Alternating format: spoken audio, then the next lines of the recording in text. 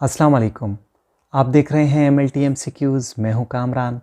आज के MCQs का टॉपिक है मैक्रोसिटिक नॉर्मोक्रोमिक एनीमियाज़ और आज के टॉपिक में हम 10 बेहतरीन MCQs पर बात करेंगे। तो वक्त ज़ाया नहीं करते, शुरू करते हैं MCQs को। जो पहला MCQ है उसमें पूछा जा रहा है कि मॉर्फोलॉजिकल क्लासिफिकेशन की बुनियाद पर हम मेगालोब्लास्टिक एनीमिया को किस कैटेगरी में एनीमिया के डालते हैं। नीचे दिए गए ऑप्शंस में से एक ऑप्शन सेलेक्ट करना है जो दुरुस्त हो। तो नीचे ऑप्शंस हैं, नॉर्मोसिटिक नॉर्मोक्रोमिक एनीमिया होता है ये मेगालोब्लास्टिक, माइक्रोसिटिक नॉर्मोक्रोमिक होता है, मैक्रोसिटिक हाइपोक्रोमिक होता है या फिर मैक्रोसिटिक नॉर्मोक्रोमिक होता है। तो जो सही जवाब है वह है ऑप्शन नंबर 4। मेगालोब्लास्टिक एनीमिया को मॉर्फोलॉजिकल क्लासिफिकेशन में हम मैक्रोसिटिक और नॉर्मोक्रोमिक में रखते हैं। जो दूसरा MCQ है उसमें पूछा जा रहा है कि कौन सा एनीमिया है जिसका हम अच्छे से पता लगा सकते हैं इस बुनियाद पर कि इसमें इंट्रिंसिक फैक्टर नहीं होता जो कि विटामिन B12 की एब्जॉर्प्शन को रोकता है।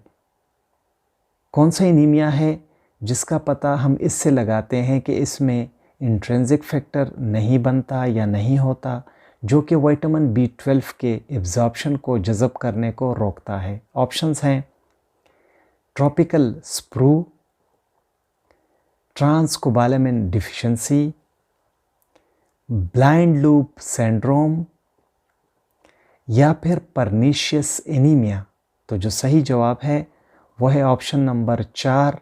परनीशियस एनीमिया एक ऐसा एनीमिया है जिसमें इंट्रिंसिक फैक्टर नहीं बनता और जब मरीज़ विटामिन B12 लेता है तो इंट्रिंसिक फैक्टर की गैर मौजूदगी में फिर विटामिन B12 की एब्जॉर्प्शन नहीं होती, वो हज़म नहीं होता, वो जज़ब नहीं होता। जो तीसरा MCQ है उसमें पूछा जा रहा है कि all of the following are characteristics of megaloblastic anaemia except. नीचे दिए गए सारे ऑप्शंस मेगालोब्लास्टिक एनीमिया में होते हैं लेकिन एक ऑप्शन उसमें नहीं होता। वो कौन सा ऑप्शन है? ऑप्शंस हैं pancytopenia, elevated reticulocyte count, hyper segmented neutrophils या फिर मैक्रोसिटिक एरिथ्रोसाइट इंडाइसिस। तो जो सही जवाब है वो है ऑप्शन नंबर 2। मेगालोब्लास्टिक एनीमिया में पेनसाइटोपिनिया भी होता है, हाइपर सेगमेंटेड न्यूट्रोफिल्स भी होते हैं, मैक्रोसिटिक एरिथ्रोसाइट इंडाइसिस भी होता है लेकिन एलिवेटेड रेटिकुलोसाइट काउंट नहीं होता, यानी कि रेटिकुलोसाइट काउंट हाई नहीं होता। जो चौथा MCQ है उसमें पूछा जा रहा है कि एक मरीज़ है विटामिन B12 एनीमिया का और उसे हाई डोज दिया गया है फोलेट का। तो नीचे दिए गए ऑप्शंस में से आपके पास कौन सा रिज़ल्ट आएगा? आपके नज़रिए के मुताबिक, आपके सोच के मुताबिक इस मरीज़ को विटामिन B12 एनीमिया है, ऊपर से हाई डोज दे दिया गया है फोलेट का, तो आपके ख्याल में नतीजा क्या होगा? नीचे दिए गए ऑप्शंस हैं an improvement in neurological problem, जो दिमागी मसला है इस मरीज़ को तो वो बेहतर हो जाएगा, या फिर हेमाटोलॉजिकल जो एबनॉर्मेलिटीज़ हैं, खून में जो मसले मसाइल आ रहे हैं वो बेहतर होना शुरू हो जाएंगे, या फिर इस मरीज़ में कोई भी बेहतरी नहीं आएगी, या फिर जिगर और गुर्दों में टॉक्सिसिटी आएगी हाई फोलेट डोज की वजह से। तो जो सही जवाब है वो है ऑप्शन नंबर 2। हेमाटोलॉजिकल एबनॉर्मेलिटीज़ जो हैं, खून में जो मसले मसाइल पैदा हुए हैं विटामिन B12 एनीमिया की वजह से, तो हाई डोज जो फोलेट का दिया जाता है इसकी वजह से खून में मौजूद वो ख़राबियाँ बेहतर होना शुरू हो जाएंगी और मरीज़ बेहतरी की तरफ जाएगा। जो पांचवा MCQ है उसमें पूछा जा रहा है कि कौन सा नीचे दिया गया एक डिसऑर्डर है, ख़राबी है जिसका गहरा ताल्लुक़ है इनइफेक्टिव एरिथ्रोपोइसिस के साथ, यानी खून बनने का जो प्रोसेस होता है, एरिथ्रोसाइट्स बनने का जो प्रोसेस होता है, तो वो फिर ठीक तरह से काम नहीं कर पाता। तो नीचे दिए गए ऑप्शंस में ऐसी वो कौन सी ख़राबी है जिसकी वजह से फिर खून नहीं बनता, रेड ब्लड सेल्स इरिथ्रोसाइट्स नहीं बनते। ऑप्शंस हैं G6PD डिफिशिएंसी, लिवर की बीमारी में, या फिर हीमोग्लोबिन सी की बीमारी में, या फिर मेगालोब्लास्टिक एनीमिया में। तो जो सही जवाब है वो है ऑप्शन नंबर 4, मेगालोब्लास्टिक एनीमिया में इनइफेक्टिव इरिथ्रोपोइसिस हो जाता है। जो चौथा MCQ है उसमें पूछा जा रहा है, एक 50 साल का मरीज़ है और इसको परनीशियस एनीमिया है। तो नीचे दिए गए लेबॉर्ट्री का जो डेटा है तो वो आपके ख्याल में नीचे दिए गए 4 ऑप्शंस में से कौन सा डेटा ठीक होगा इस मरीज़ का, जिससे हमें पता चलेगा कि वाकई में इसे परनीशियस एनीमिया है।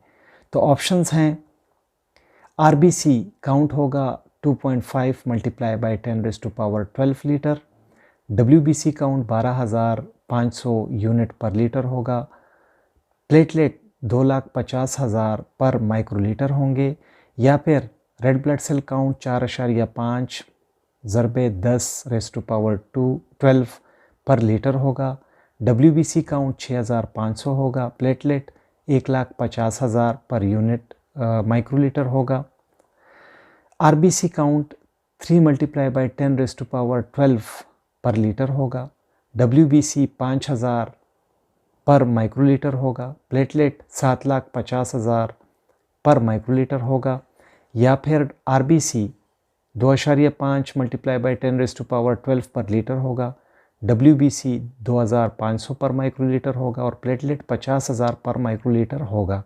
तो जो सही जवाब है वो है ऑप्शन नंबर 4, RBC भी कम होगा, WBC भी कम होगा और प्लेटलेट भी कम होगा। 7वें MCQ में पूछा जा रहा है कि एक मरीज़ है जिसे ऑब्स्ट्रक्टिव लिवर डिजीज़ है, जिगर की बीमारी है ऑब्स्ट्रक्टिव। तो इसका जब पेरिफेरल स्मेयर किया जाएगा या ब्लड स्मेयर जब इसका किया जाएगा तो उसकी फाइंडिंग्स क्या होंगी, रिज़ल्ट कैसा होगा ऐसे मरीज़ में जिसको ऑब्स्ट्रक्टिव लिवर डिजीज़ होगी। तो ऑप्शंस हैं शिस्टोसाइट्स नज़र आएंगे ब्लड स्मेयर में, मैक्रोसाइट्स नज़र आएंगे, हॉवल जोली बॉडीज़ नज़र आएंगी, या फिर माइक्रोसाइट्स नज़र आएंगे हमें माइक्रोस्कोपी में ब्लड स्मेयर के। तो ऑप्शन जो ठीक है वो है मैक्रोसाइट्स हमें नज़र आएंगे ऐसे मरीज़ के ब्लड स्मेयर में, पेरिफेरल स्मेयर में, जिसे ऑब्स्ट्रक्टिव लिवर डिजीज़ होती है। 8वां MCQ है, which of the following are most characteristic of the red cell indices associated with megaloblastic anemias।